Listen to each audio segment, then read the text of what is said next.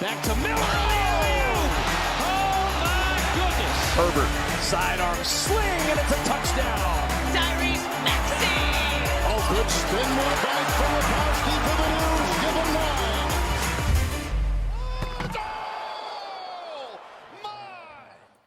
9. Hello, everyone, and welcome back to the Beef Up Front podcast here on Pick Swap Media. Your host, Ryan Coyle, back with Kevin Cannon this week as he is back in our presence after taking last week off to take a trip to Aruba on the dime of Beef Up Front. We gifted Kevin that for his hard work over the past few years, and we gave him a trip to Aruba. So, Kev, how was the trip? Were you able to watch some sports out there, catch any football while you were on the island? Yeah, I appreciate Beef Up Front paying for the whole trip, all-inclusive, lots of balashi, lots of good food. I was able to watch all the Phils games, unfortunately, and I did watch the Eagles-Dolphins game as well down there.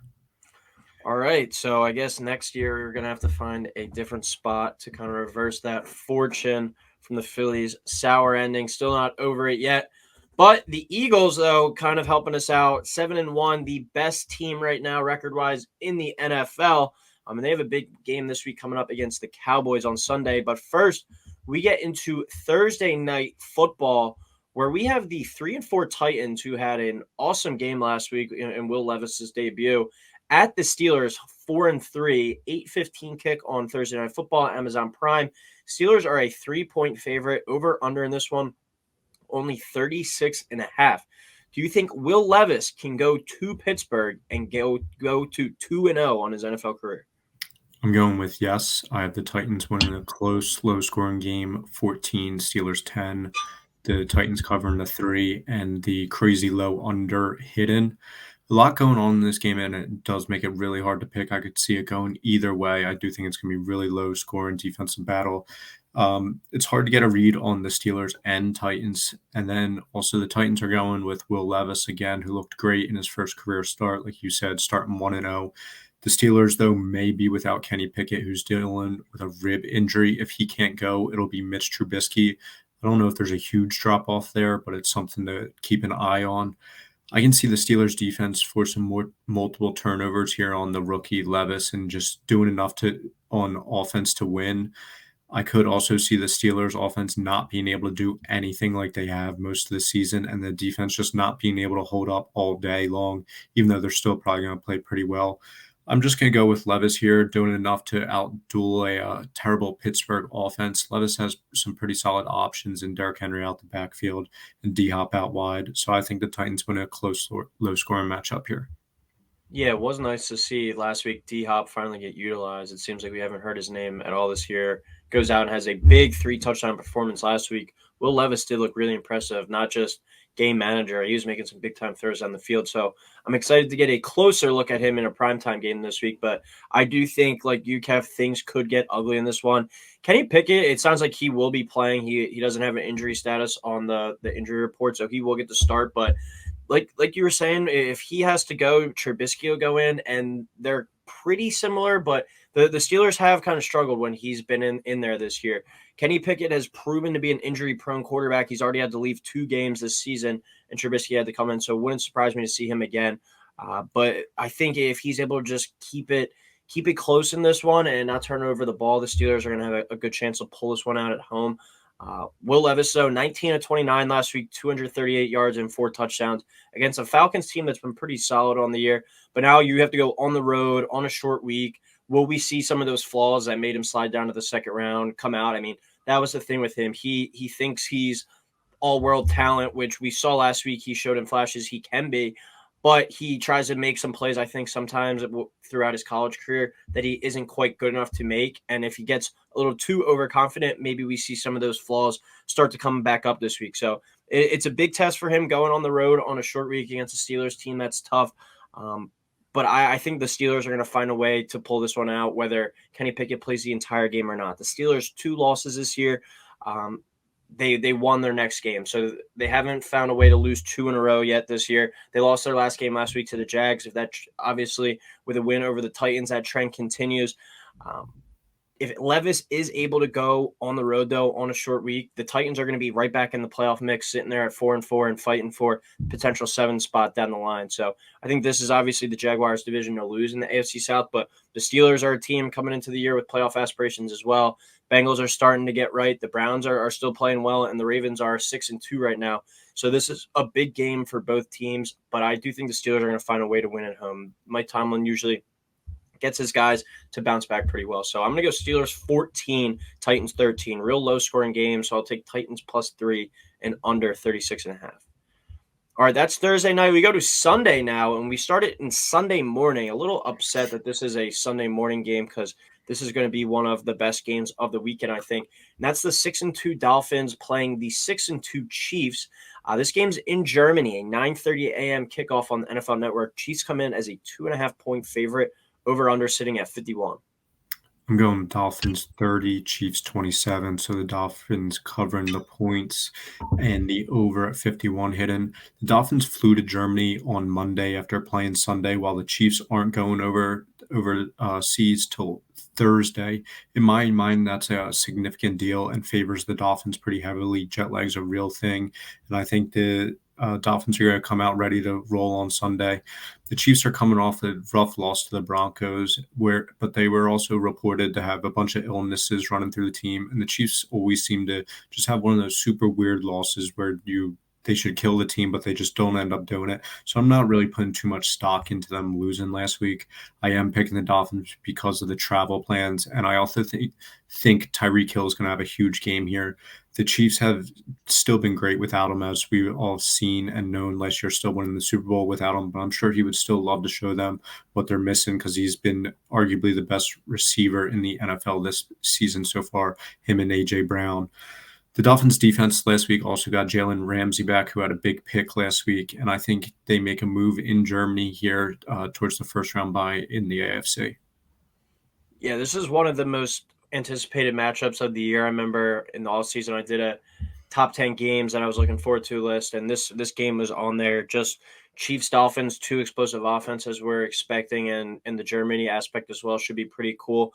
But the Dolphins have got beaten up by the 2 best teams they've played this year with the Bills and Eagles. They really found ways to push them around, and kind of that finesse style of play that the Dolphins have been implementing this year. The Eagles and the Bills showed if you're physical with them, you can kind of slow them down in that regard. And the Chiefs, where we know it with Patrick Mahomes, that's always going to be an explosive, high-scoring type offense. But they've really been good on the defensive side of the ball this year. And that unit, I think, has been better than the offense because they just don't have the same pieces. Like you're saying, no Tyreek Hill. They just got McCole Hardman back, but Juju's gone, who was a pretty solid receiver for them last year. This team just doesn't have the exact pop and energy it seems like they have in recent years on the offensive side of the ball. So I'm a little bit worried about that going forward, but the defense has been awesome this year.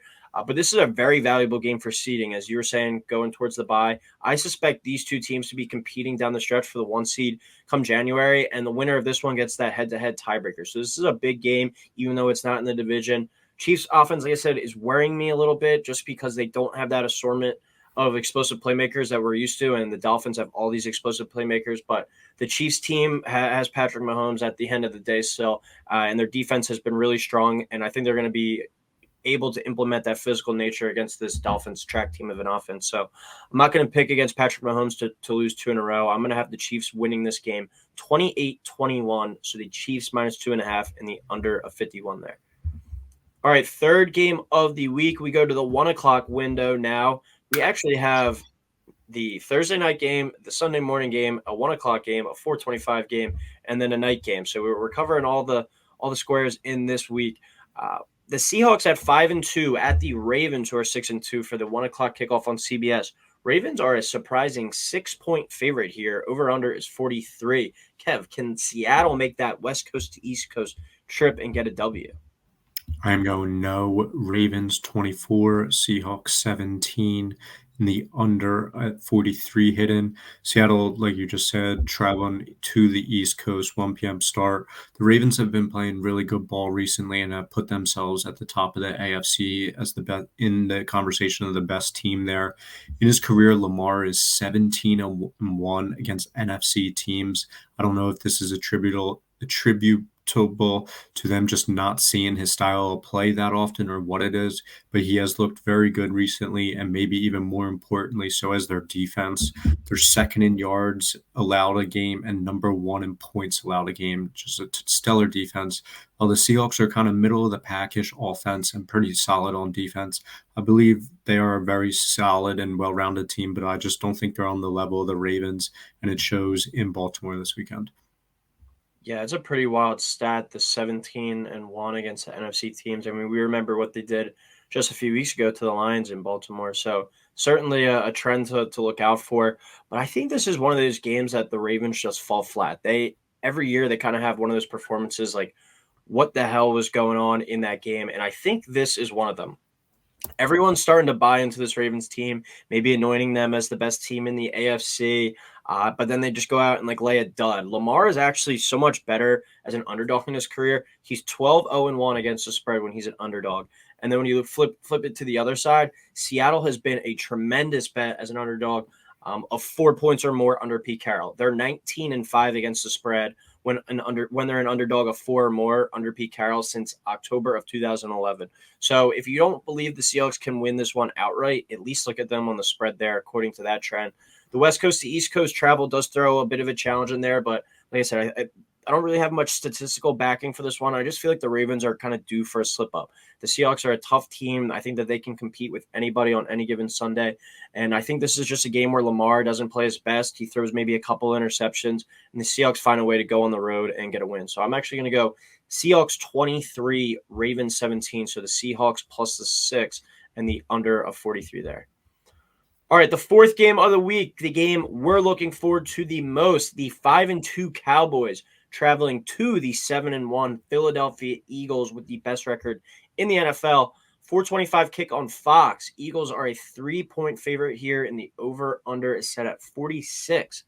Kev, will Dallas come to the link and get a win? No, they will not. I'm going Eagles 31, Cowboys 27. So close game, but the Eagles still covering the 3 points over at 46 hidden. The Cowboys looked great last week against the Rams, but that's really doesn't mean much to me. That's what the Cowboys do. They look just great against inferior opponents, while the Eagles' offense looked good against the Commanders last week, but the defensive performance was extremely concerning. But they did win, and that's kind of what the Eagles have been doing the past 2 years under Jalen Hurts, winning 24 of their last 27 games started by him. Hurts has also won his last 11 games against opponents who came in with winning records. So he's doing it against good teams, bad teams, everyone.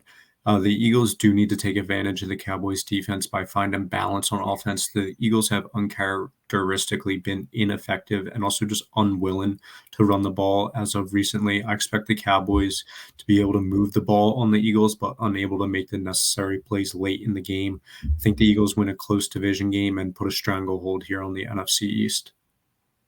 Yeah, going back to what I said about the Dolphins and the Chiefs, one of the most anticipated matchups of the season. This is right up there, too. I mean, as of this moment, I think these are the top 2 teams in the NFC with the way the 49ers have been struggling. But you also have to kind of throw the Lions up there as well in the discussion with how well they've looked. But the Lions also, besides that Chiefs game, haven't really beaten anyone. When we saw them get their ass kicked a few weeks ago against the Ravens. So Lions are a bit of a hit and miss team, but I think the Cowboys are too. I think the Eagles are the most like even keeled, steady team, at least in the NFC. But I think these are the top 2 squads in the NFC right now. So it should give both teams kind of a good measuring stick of what they are. But I do think this game means more to the Eagles than it does to the Cowboys. With it being at home, you have to win those home division games. And then with the health of Jalen's knee, if they're able to get this one, they'll be 8-1 heading into the bye.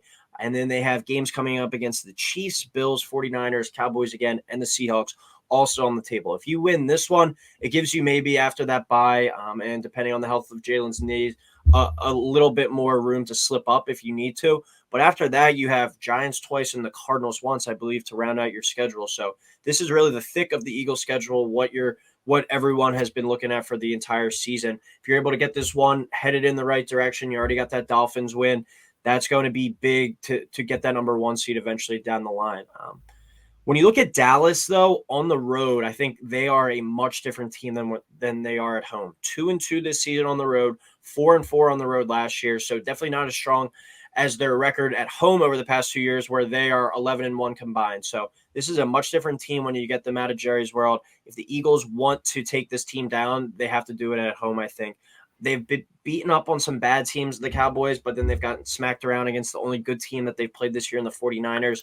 So I think this Cowboys team is a bit fraudulent, but you have to put them up there at the top right now for argument's sake. But I do think they're going to come into the Link this week and get smacked around a little bit. I think the Link's going to be rocking one of the bigger Eagles-Cowboys games in recent memory. Both quarterbacks healthy. I think the Eagles are going to find a way to handle the Cowboys this weekend. I'm going to go Eagles 31, Cowboys 21. So Eagles -3. In the over of 46 hitting there.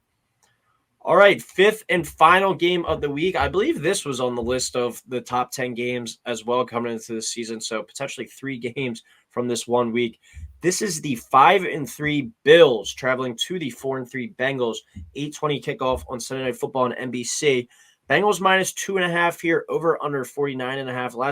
Last time these two teams took the field was the Damar Hamlin incident. So I'm sure there's going to be a lot of coverage and emotion surrounding this one, but it should be a good game on the football field. Kev, what are your thoughts on this matchup? The Bengals are back. Joe Burrow looked like he's fully recovered from his calf injury last week. He looked like the Joe Burrow we've all come to know. He was moving well in the pocket. He was also running for first downs, taking hits. And the Bills' defense has just not looked anywhere near the same since losing Tre'Davious White and Matt Milano. The Bills have just been inconsistent all season long. While the Bengals did start out slow, but they do seem to be finding their groove. They're way more trustworthy to me now, and they have been consistent as of recently. Josh Allen has also not been great at protecting the ball, and I think the Bengals may be able to force some turnovers here. So I'm going Bengals 27, Bills 23, the Bengals covering the 2.5, and over 49.5 hitting. Yeah, when you look at 2022, the Bengals started 2-3 then. They went on to finish 10-1 over their last 11 games. 2021, they started 3-2, went on to finish 7-5 over their last 12. That was the year they went to the Super Bowl. So this is a team that has shown it takes some time to get going. They started 1-3 this year, but now they've won 3 in a row, and they appear to be clicking again. And I've also been on the record of saying I think Josh Allen is a fraud. Fraud might be too strong of a word, but I don't think he's a quarterback that is going to win the Super Bowl. In some games, he makes me look like a genius and he goes out there and really struggles. And then some games he goes out there and he looks like the best player in the NFL. He's just so up and down. But over the Bills' last 3 games, he's 2-1. He has 6 touchdowns, but he has 3 picks. This is still a guy that turns the football over a lot. He's not playing his best football right now, but I think he is finding ways to win. But those victories were over the Bucs and the Giants, and then a loss to the Patriots. So they're not exactly playing challenging teams. This is a challenging test against a Bengals team that seems to be ascending. There's just something off to me about this Bills team, and I view them as more of like a 9-8, 10-7 potential wild card team down the stretch, more so than a division title winner and a Super Bowl contender. I think we could see the Bills maybe kind of bottom out this year. If they do find a way in the playoffs, lose early, there could be some significant, changes in Buffalo this offseason. So I think this is one of those games where if you're a legit Super Bowl team, you go out and find a way to win this game. But I just don't have the faith in them. I think this is a game where the Bengals continue to get moving in the right direction. And I think Buffalo fans begin to hit the panic button. So I'm going to go Bengals 27, Bills 21. So the Bengals -2.5 here, getting the W and the cover, and the under of 49.5. All right, that's it for our 5 games of the week. Now we go into our dog of the day, our underdog money line pick. I already had mine in the big 5 games of the week. There wasn't really any others I liked outside of that. So I'm going to roll with the one I had in there with the Seahawks. They're +6 this week, +205 on the money line at the Ravens. Like I said, I think the Ravens are just due for a slip up. I think Lamar has been playing really well, but he's shown from time to time in his NFL career to go out there and lay a dud at times. So when the Ravens start to really play well, we kind of see them come back to earth a little bit historically under Lamar Jackson and Harbaugh. So I'm going to say the Seahawks find a way to go on the road here and get the win. So +205 on the money line versus the Ravens is my dog of the week. My dog of the week, I'm going Jets +3. So on the money line, +128 versus the Chargers. The Jets are just somehow winning games. They play great defense, while the Chargers just lose games that they should win. So I'm going Jets here. Yeah, when I read that earlier, that was something I just laughed at. It's just really simple. The Jets play good defense. They find a way to win when they shouldn't, and the Chargers just lose games that they should. So I actually am my pick'em pool. I have the Jets winning this week as well. All right, and then our lock of the week, our favorite bet of the week. I actually went with the Eagles -3. I think the Eagles are a better team. I think they have the home field advantage in this one. And I think the Cowboys, against the only good team that they played this year in the 49ers, who we're seeing might not be as good as we initially thought. They got their ass kicked in that one. So Eagles -3 is my lock of the week. I think they have a statement win at the Link heading into the bye next week. My lock of the week is the Falcons -4.5 versus the Vikings. When I saw this game, I was hoping it would be Taylor Heineke for the Falcons. After he replaced Ritter last week, Arthur Smith came out today. It is going to be Taylor Heineke. I think he can provide a spark for the offense, and the Vikings will obviously be without Kirk Cousins. So it's going to be Jaron Hall this week, even though they traded for Josh Dobbs. It's still going to be Hall, and I think the Falcons can win outright and cover the 4.5 here. All right. Well, that will do it for NFL Big Five games of the week. The Week 9 edition already halfway done this season. Pretty insane there. But any last second comments before we head out, Kev? It's Dallas week. Let's go Birds. All right. Thank you, everyone, for listening. Please like, subscribe, and we will talk next week.